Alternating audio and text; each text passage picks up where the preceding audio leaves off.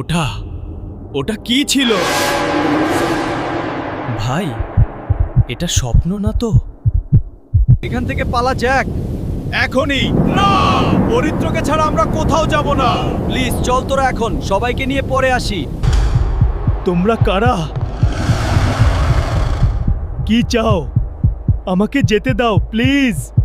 আমরা তোর সাদা বীজে কুচি কুচি করে কেটে সালাদ বানিয়ে খাবো। বিশ্বাস করো ভাই, আমারও বীজে হালা।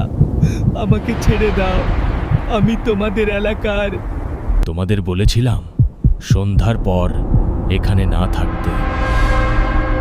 কে কে এই লোক?